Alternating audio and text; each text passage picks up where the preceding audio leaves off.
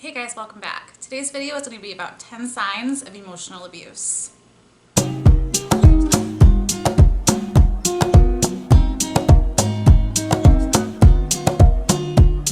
So October is National Domestic Violence Awareness Month, and I wanted to make a video addressing emotional abuse. Emotional abuse is probably one of the most common types of abuse that we see in intimate partner relationships. And it can often coincide along other types of abuse, such as physical abuse as well. And oftentimes, emotional abuse can take much longer to heal from than other types of abuse like physical abuse. I often hear people say that the effects of emotional abuse last way longer than the effects of physical abuse. It can take years to heal from emotional abuse, and I'm not misstating that, literally years. And emotional abuse is gradual. It doesn't tend to just come on overnight. It builds up over time. And a lot of the time, emotional abuse victims don't even know that they're being emotionally abused until it's too late. Which is why I want to make this video about 10 signs of emotional abuse. So if you think that you're being emotionally abused, suspect it, or if you think you know someone that is being emotionally abused, this video is for you. The first sign of emotional abuse is that you feel confused a lot of the time. And this is often due to a psychological manipulation technique called gaslighting. And I made an entire video about gaslighting, and I will make sure that I link it at the end of this video. But the short version is gaslighting is basically a technique used to make someone doubt their own reality. So the abuser is literally denying the reality of their victim. So they might say things like, you're overreacting, or you're being too sensitive, something that denies your own emotional experience. And it's hard not to get confused when someone that you love and trust is doing this to you. It can lead to a lot of confusion, feelings of invalidation, and the inability to really trust yourself. Number 2 is low feelings of self-esteem and high feelings of shame. So self-esteem is kind of the overall evaluation of yourself. So it's composed of things like your level of self-confidence, your level of self-respect, knowing that you are a person of value and have things that you can offer to the world. And a person with low self-esteem doesn't feel confident. They don't feel like they're worth anything or they add any value. They might feel incompetent a lot of the time and really even struggle to like themselves. And low self-esteem is usually brought out by feelings of shame. Shame is the emotion that says that we are bad. And when we're internalizing feelings of shame, it's going to take a toll on our self-esteem.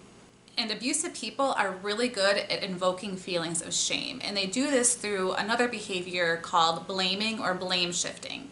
And this is basically the behavior that says that everything is someone else's fault. Usually your fault, the victim's fault. It's not ever the abuser or the perpetrator's fault. It's always on the victim. And over time, when you're constantly blamed for things and you start to believe it, you get those feelings of shame and your self-esteem plummets as a result of that.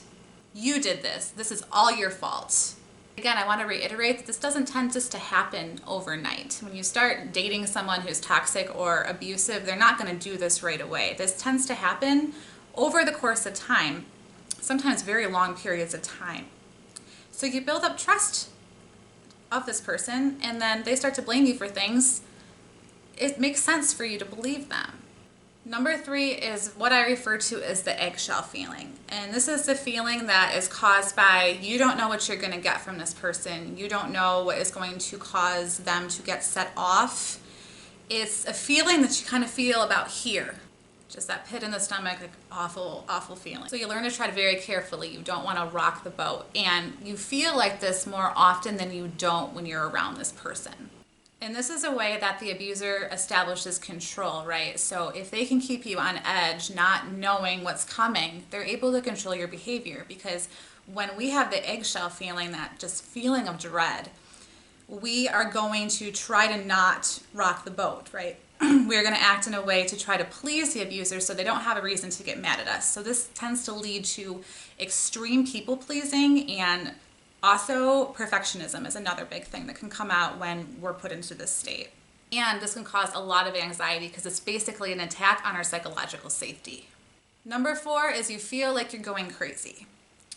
Crazy making is a term that is used when the abuser is projecting their own behaviors onto their victim. Projection literally means putting behaviors that you're doing onto another person, attributing your traits onto them. And abusive people are very, very good at this. So they will actually tell you that you are doing things that they are actually doing to you. An example could be you have an unfaithful partner that is constantly accusing you of cheating on them, being unfaithful. They want to do things like go through your phone, go through your text messages, your social media websites, and they're always accusing you of being unfaithful when in reality, they're the ones that are unfaithful. And when you respond negatively to their mistreatment of you and react and maybe fight back against them, they use that as evidence to show that you're the crazy one, not them. It is important to understand that abusive people are constantly classifying themselves as a victim. They are never to blame. It is always someone else. They are always the victim. And their main objective is to try to prove that to you and to everyone else around you. You're made to feel like the crazy one, not them. Number 5 is chronic stress and anxiety. You feel on edge all of the time. You are constantly anxious and constantly stressed, and even little things tend to set you off. And this can generalize to other areas of your life, like work and in your other relationships. Life in general is just really hard and stressful, and you can't make it stop. Something that's very common to do is to kind of sit and replay situations in your head and try to problem solve on how you can fix it. However, it's never actually ever fixed. Even if you try to fix it, it doesn't end up getting fixed, but we still constantly try to figure out how we can fix the situation. And then when we do go and try to fix it, it doesn't work. It continues to cause a ton of stress. Number 6 is your other relationships are suffering. A common trait of emotional abuse is isolation from friends and family. The abusive person kind of slowly moves you away from your support system, and this is gradual over time. And this can kind of look like them always trying to make excuses on why you shouldn't see certain people, like why you shouldn't be around your family, why you shouldn't be around your friends, especially if your friends are kind of ticked off to something isn't going right in your relationship and maybe they've spoken up about that. All of a sudden that friend is like the worst friend in the world and you should not be around them. They are not good for you. And then sometimes this can be really manipulative and sneaky, where the abusive person might say like, well, I just want you all to myself. I just love you so much that I don't want you to go out with your friends tonight. Just stay home with me. I just miss you too much when you're gone. Either way, you should have the ability to be a full functioning person that is able to have multiple relationships and maintain multiple relationships in your life. It should not all be about one person. So if you're feeling isolated from your friends and family, you're not is able to connect with them as much as you would like to, and when you try to connect with them you get a negative reaction from your partner, this could be a sign of isolation. Number 7 is you feel like you don't have any control over your life or your environment. And this can look like financial control, like you can't choose how you want to spend your own money or have a say in how the family finances are spread out. It can look like the inability to make decisions, the inability to hang out with people that you want to see and hang out with. It can even look like you don't have the ability to choose even the clothing that you want to wear. Sometimes it can even be that precise. The abuser's main goal is power and control, and they do this by gradually taking your ability away to make decisions about your own life.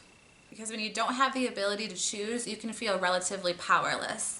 And again, this is something that happens slowly and systematically over time.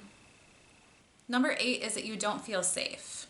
Maybe your home doesn't even feel safe anymore. Like you feel constantly on edge in your home. You don't feel like you really have a safe place to go or a safe person to turn to. This is often caused by intimidation tactics by the abuser. And intimidation tactics can range from threatening physical violence towards you to possibly punching walls, throwing things in the room, like acts of physical violence that aren't against you but could very easily start to generalize to you. And the purpose of this is to invoke fear in the victim, right? Because power and control is maintained through fear. Number 9 is that you feel humiliated. Abusers like to humiliate their victims. This is another way that they establish power and control. So this can range from making insulting comments or jokes at your expense, that's usually kind of how it starts off, to full-blown fights in front of other people. Like, it doesn't even just happen in your home anymore. It is out in public, it is in front of strangers, it's in front of maybe mutual friends and family members. They belittle you, they embarrass you, they might insult your weight or your size or your appearance in some way. They are doing and saying things to make you feel inferior. Number 10, and this is probably one of the most important signs, is that you start to feel completely numb. Feelings of numbness are a trauma response. And this is you becoming a shell of the person that you used to be. This is you not living, but just existing, just getting through the day. You might not be able to conceptualize situations anymore. You might feel that kind of constant chronic brain fog going on. I've had people explain to me that it's like looking in the mirror and not even recognizing yourself anymore, just seeing a shell of the person that you used to be. So that's the end of my list of 10 signs of emotional abuse. And this list is not fully comprehensive of all of the signs, but these are the 10 most common ones, I think. And if you find yourself resonating with several of these things, it might be time to potentially seek out a therapist and kind of talk about what you're going through with someone who is trained to notice the signs of emotional abuse.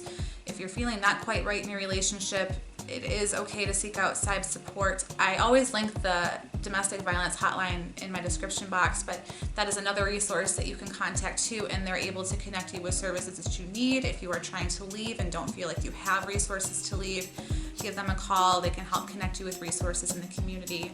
Know that you are able to escape and get out of these situations. Life does not have to continue to look like this.